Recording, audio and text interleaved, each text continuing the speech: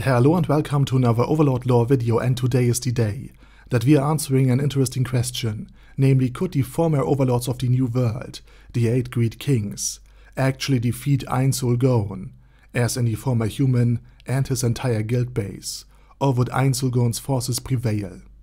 But before we are going to take a look at this question, let me thank my Patreons for supporting this channel, as well as all users of the YouTube Thanks function who made one-time donations. Also, please watch my last video about the Kings. If you haven't done so, you will find the link in the description. Now, with that said, this conflict would be truly apocalyptic, because this time not only Ainsul Ghoan has a guild base filled to the brim with incredible powerful beings, but the 8 Greed Kings, in all likelihood, also were transported with their guild base intact.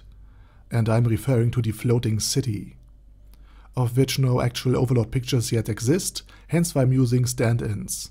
Also, I'm assuming because they are inhabiting a floating fortress for a guild base, that the Greed Kings will have access to many flying troops, but also good ground units, which would also make perfect sense in regards to their fight and war with the dragons.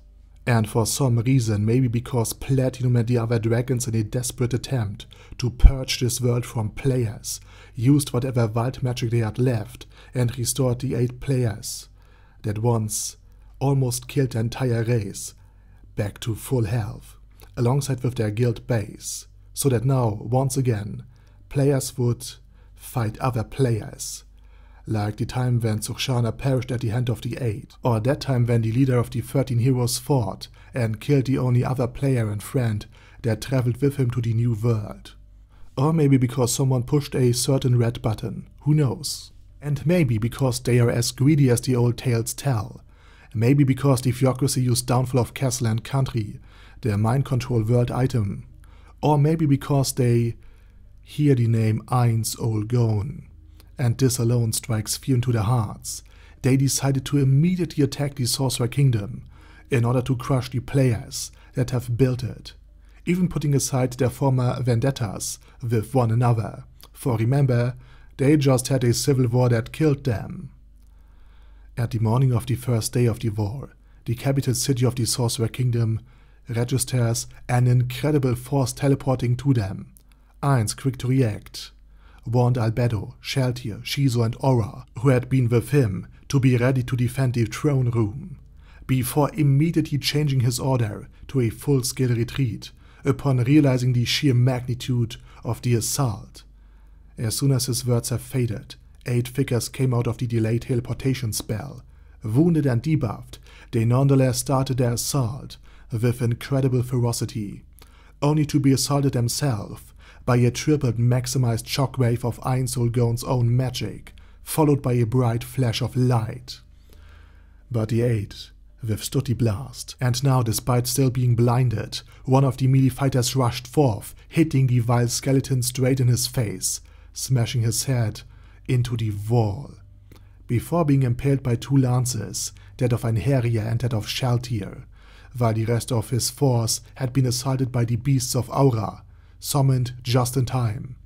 After regaining full sight, the melee specialist found himself at the unfortunate end of the Doomlord's scythe, suffering a deep cut while being drained of life force in the presence of this negative energy coming from the Doomlord's body. Within just a second, a gate opened, but it also closed just a second later, before any of the aggressors could jump through it, being hindered by Einherjar, the Doomlord, Albedo's Warbicorn, the Death Knight guards, and Aura's beasts. As suddenly, a staff with a void entrapped at the tip hit the ground, crushing the entirety of the building. Taken by surprise, the 8 fled via teleportation. Taken by surprise and threatened by the collapse of the building, the 8 fled via teleportation after confirming that the undead and his minions would do the same. But to their surprise, the Kings once more suffered all of the damage and debuffs dealt by passing through the fading barrier, which would remain active for another 90 seconds. Precisely 91 seconds later, the amount of time Ainz has delayed his emergence from the spell, the Sorcerer King and his subjects left his delayed gate spell somewhere in the Forest of Top. After ensuring that no one followed them, they quickly headed to the Great Tomb. Back in Irantel, the Death Knights and Soul Eaters, as well as any remaining defenders, were quickly overwhelmed. Great armored wyverns and dragons clouded the sky and rained fire down upon the city before the ground forces attacked the already devastating city. As another earthquake hit Irantel, burying many of the aggressors in the rubble, while Mare had attacked the ground-based forces of the doomed city, Sebas, Tuare, Pandora's Actor, and Nabrel had taken the opportunity to flee as well. But for Mare, already weakened due to Ginnungagap, Albedo's world item collapsing the tunnels he was currently building, was now an easy prey for the 8 Greed Kings' minions. But the teleportation spell had taken a heavy toll on the kings themselves. 7 of them were low on health, and one of them, the melee specialist, died, her body being transported to the floating city in order to be revived in the safety of their guild base.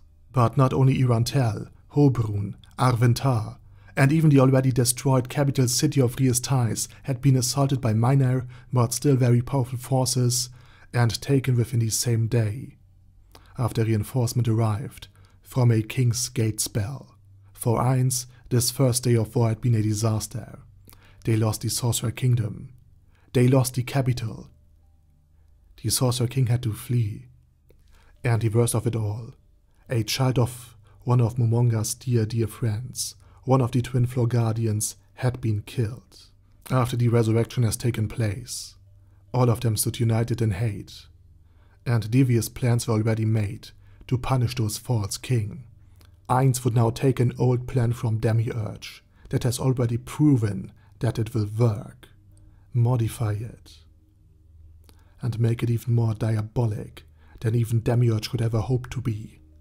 And what Ainz will do in this hypothetical war between his guild and the 8 Greed Kings, we will see in the next video. For today, this will be it. Thank you very much for watching, please leave feedback in the comments, and special thanks to Bad